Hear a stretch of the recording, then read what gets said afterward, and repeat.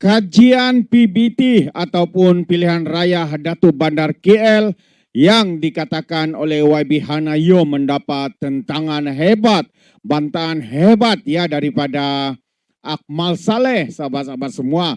Ya, apabila dalam satu seri podcast beliau pula mengatakan dia bukan menghalang, tetapi ini bukan masa yang sesuai.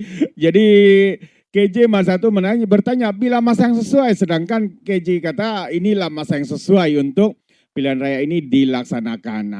Jadi kita tahu ya sepertinya Akmal ini membantah walaupun dia tidak tahu apa-apa sebenar ya keperluan pilihan raya untuk Datu Bandar Kuala Lumpur. Lepas itu dia kaitkanlah kononnya rakyat takut ya berkaitan dengan isu bangsa dan agama, Melayu takut tertindas dan sebagainya. Jadi kita tahulah ya tujuannya sebenar ya demi untuk tujuan politik dan sebagainya, penunggangan isu bangsa dan agama seperti mana yang seringkali ya dilakukan oleh geng-geng ya daripada Parti PAS. Itu pandangan saya sahabat semua. Jadi apa sudah jadi dengan kajian pelaksanaan pilihan raya Datu Bandar Kuala Lumpur? Jadi ayo kita lihat ya kenyataan ataupun perkembangan berkaitan dengan isu ini. Menteri Wilayah Persekutuan YB Hanayo mengesahkan bahwa pasukan penyelidik telah membentangkan laporan interim kajian kebole laksanaan pilihan raya Datu Bandar Kuala Lumpur. Menurut beliau, dapatan yang dikemukakan pasukan penyelidik dari Universiti Islam Antarabangsa Melayu Malaysia bersifat analytical, objektif dan seimbang. Katanya lagi pasukan penyelidik Universiti Islam Antarabangsa telah membentangkan laporan ya kebole laksanaan pindahan itu yang merangkumi penilaian awal terhadap aspek pembahagian kuasa, peranan institusi serta hubungan pentadbiran antara pihak-pihak yang berkepentingan. Dapatan yang dikemukakan adalah bersifat analytical, objektif dan seimbang dengan mengambil kira konteks sejarah, penggubalan akta serta perkembangan semasa dalam landscape perundangan dan tadbir urus negara. YB Hana lagi menambah laporan interim ini menjadi asas penting bagi pengesahan dapatan, perbincangan lanjut dan penetapan hala 7 kajian sebelum sebarang rumusan serta cadangan penambahbaikan dimuktamadkan. Beliau berkata demikian ya melalui media sosial beliau, cadangan ini pelaksanaan pilihan raya telah ditentang ya oleh UMNO dan PAS. UMNO itu kebanyakannya daripada Akmal lah. So Akmal ini dia begitu sehati dan sejiwa ya dengan Parti PAS. Ya, apabila ditanya dengan siapa dia mau bekerjasama dalam pilihan raya yang akan berlangsung di Melaka, katanya dia lebih rela bekerjasama dengan PAS. Kalau UMNO bersama PH katanya dia tidak akan bertanding. Jadi pada pandangan saya baguslah UMNO bekerjasama dengan PH supaya Akmal ini tidak dapat bertanding. Mungkin itu yang terbaik sahabat semua. Itu pandangan saya lah. Adakah Anda setuju? Anda boleh berikan komen dalam ruangan komen. Jadi satu persoalan yang ditanya berkaitan dengan PBT ini adalah bolehkah Datu Bandar dipilih secara pilihan raya? Ya, ini perkara-perkara yang perlu kita tahu ya, perlu kita tahu.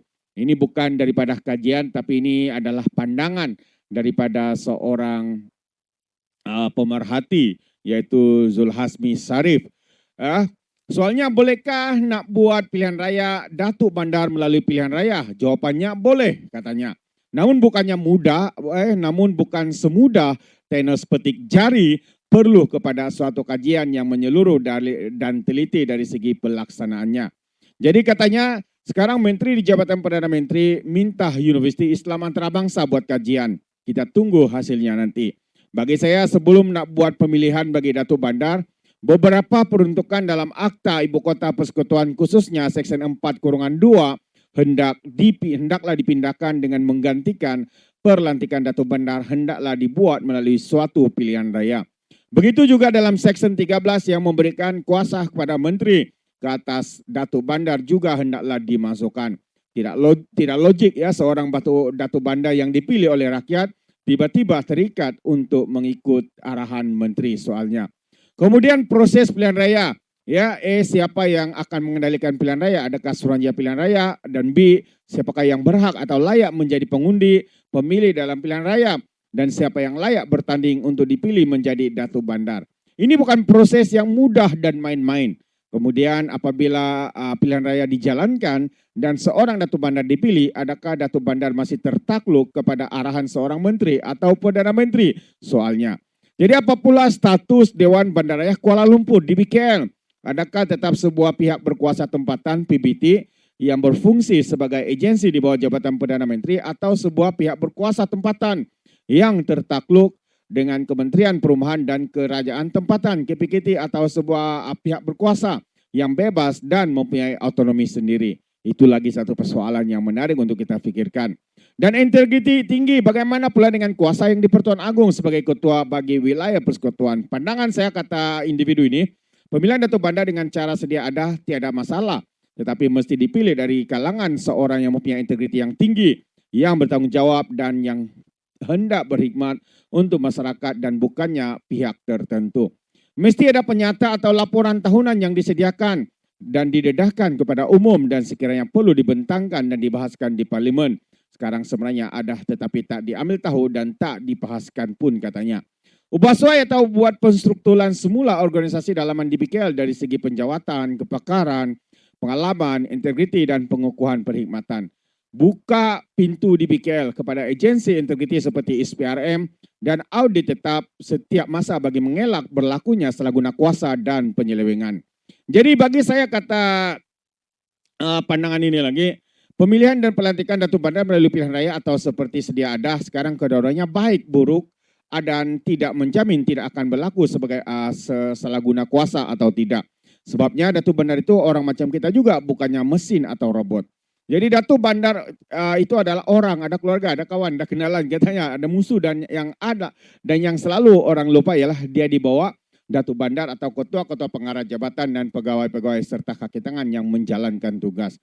Sama saja Datu Bandar dengan PM yang ada menteri, KSU, KSN dan kaki tangan awam lain, katanya. Jadi ini adalah kenyataan ya daripada Zulhasmi Sarif, dan beliau merupakan bekas pegawai menteri wilayah persekutuan. Jadi itu adalah pandangan beliau.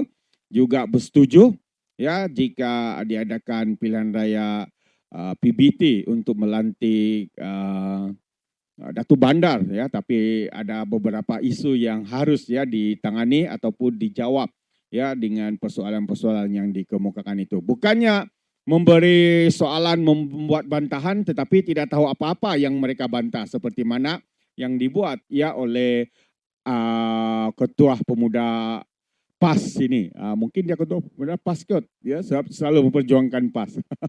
Alright, jadi terima kasih. Itu sedikit perkembangan berkaitan dengan kajian dan juga perkembangan ya berkaitan dengan pilihan raya Datuk Bandar KL. Sekiranya Anda memberikan sebarang pandangan, pendapat, ya Anda berikan dalam ruangan komen. Khususnya warga Kuala Lumpur, apa pandangan Anda? Adakah pilihan raya PBT ini harus diadakan ataupun tidak? Anda boleh berikan komen. Terima kasih. Kita berjumpa lagi dalam info dan update yang seterusnya. Sekian.